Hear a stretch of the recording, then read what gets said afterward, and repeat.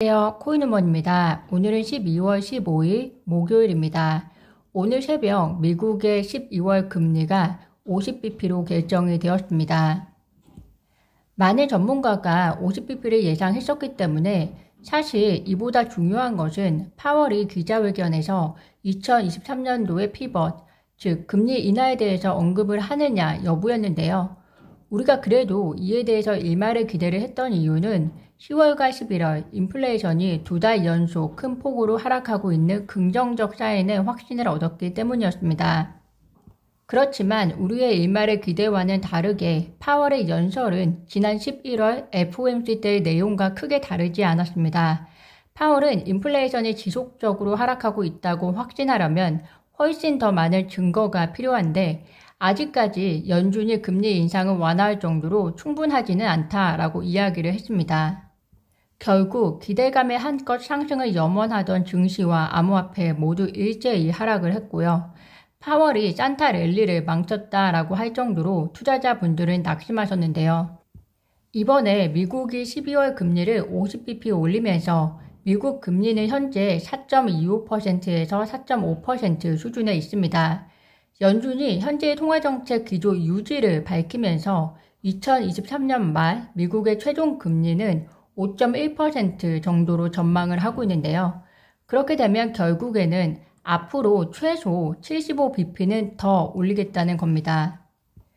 2월 50bp, 3월 25bp, 혹은 인상이 더 필요하면 2월 50bp, 3월 25bp, 5월 25bp 수준의 금리 인상이 진행이 될 것 같은데요. 이후에 금리가 더 올라갈지 그리고 최종 금리를 언제까지 유지할지는 좀 더 상황을 지켜봐야 할 것 같습니다. 사실 어제 바이든이 CPI 결과를 보고 나서 여전히 해야 할 일이 많다. 내년 말까지는 물가 정상화와 훨씬 더 가까워졌으면 좋겠다라는 발언들을 했었는데요. 이는 어떻게 보면 곧 금리 인상이 더 필요하다는 이야기로 들리기도 했습니다.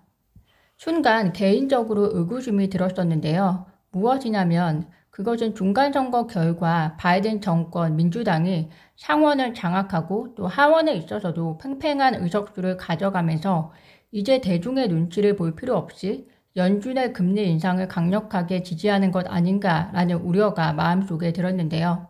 왜냐하면 중간선거 전까지는 바이든의 발언은 금리 인상을 저렇게까지 지지하지 않았습니다. 우려가 사실이 되어서 어제 파월의 발언은 바이든의 지지를 받은 것인지 모르겠지만 그 어느 때보다 매파적 발언이었습니다.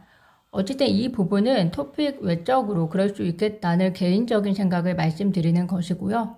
장기적으로 더 좋은 경제와 그리고 국민을 위한 삶을 위한 게 이유라면 그 어느 고통도 당분간은 함께 감내해야 하는 것은 맞다고 생각합니다.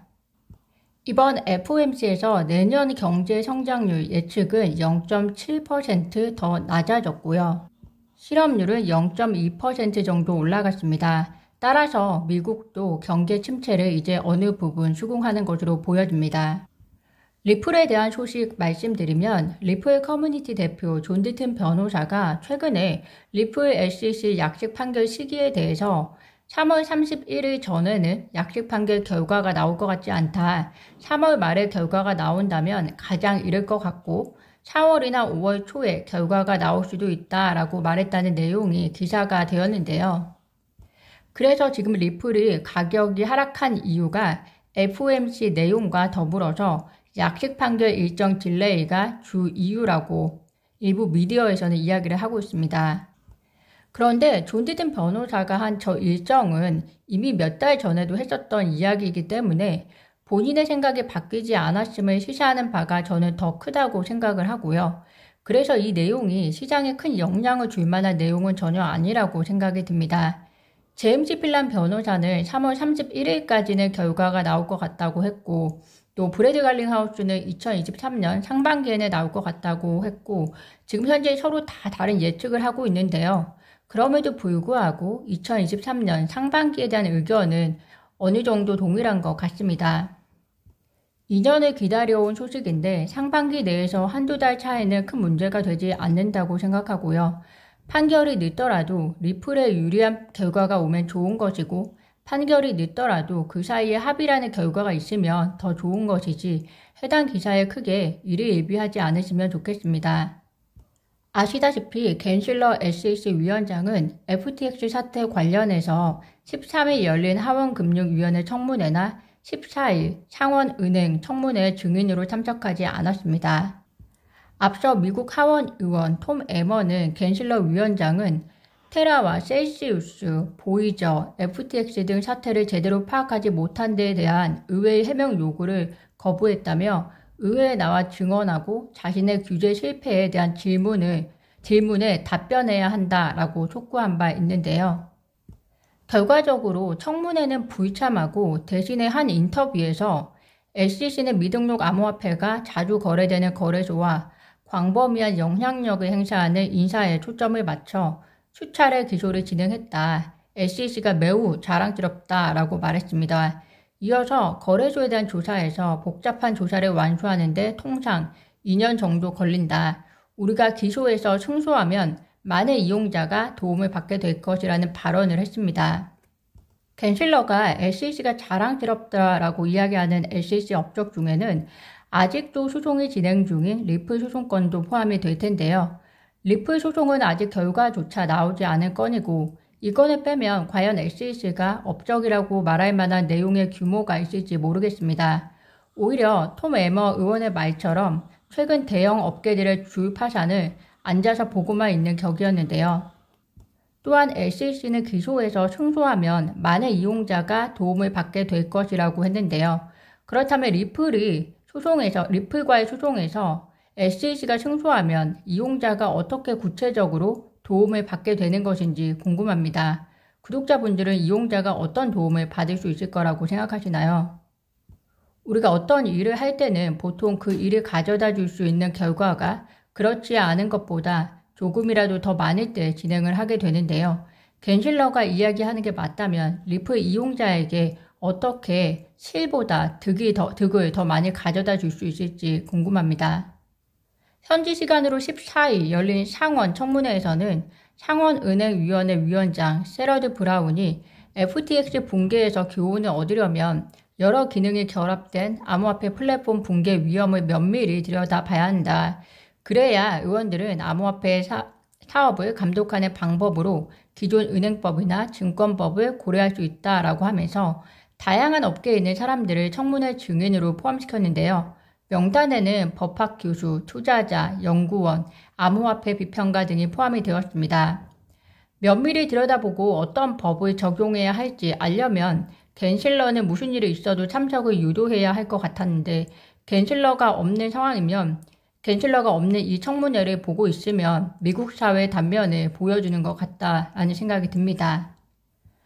어쨌든 청문회 와중에 증인으로 참석한 케빈 오리어리 발언이 너무나도 당황스러웠는데요. 케빈 오리어리는 투자자이면서 미국 비즈니스 투자 프로그램쇼 진행자이기도 합니다. FTX 실패 이유를 묻는 패투미 상원 의원 질문에 관련 기록은 없지만 의견은 있다. 바이낸스와 FTX는 규제되지 않은 시장의 소유권을 두고 전쟁 중이었는데 한쪽이 다른 쪽을 의도적으로 폐업시켰다라는 발언을 했습니다. 적어도 청문회에 나온다면 최소 어떤 신빙성 있는 데이터를 기반으로 이야기를 해야 하는 것이 아닌지, 청문회가 본인 토크쇼도 아니고 일반 투자자 대상 설문조사도 아니고 이런 발언을 한다는 것은 정말 실망스러운 수준의 답변이 아닌가 싶습니다. 특히 그는 FTX 샘 뱅크먼은 매우 똑똑한 사람이고 그가 사업을 다시 시작한다면 돈을 빌려줄 의향이 있다라고까지 이야기한 사람인데요. 저는 바이낸스가 영향을 미쳤다 한데 FTX 붕괴는 언젠가는 필연적이었다고 생각이 될 만큼 FTX의 펀더멘탈이 매우 약했던 만큼 바이낸스와 FTX 붕괴를 관련시키는 것은 지나치다라는 개인적인 생각이 듭니다. 미 상원 의원의 발언도 참 당황스러웠는데요.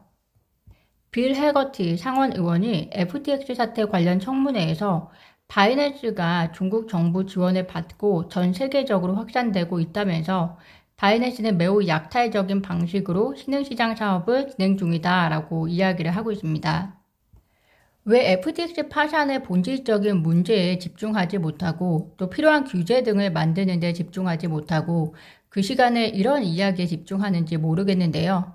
결국 달러를 기축통화로서 유지하고자 하는 욕심이 세계의 중심 또한 그리고 세계의 중심은 미국이 되어야 한다는 잘못된 생각들이 그리고 이런 발언들을 통해서 중국에 좋지 않은 감정을 가지고 있는 미국 시민의 일부가 바이낸스를 적대시하게 하려고 하는 것인지 정말 성숙하지 못한 행위라고 생각이 듭니다. 어쨌든 바이낸스 대변인은 바이낸스는 중국 회사가 아니고 중국에서 사업을 하고 있지도 않다. 최근에 나오는 펀드 출처는 중요하지 않다. 시스템이 견고하며 문제되지 않는다고 대응을 했습니다. 기축통화 달러가 중요한 미국은 분명 암호화폐 산업이 발전하는 것을 원치 않을 겁니다. 이번 FTX 사태는 분명 미국이 암호화폐 산업을 저지하는데 10분 활용할 거라는 생각이 들면서 어떤 방향으로 스토리를 만들어 가는지 우리 대중들은 지켜봐 볼 필요가 있을 것 같습니다.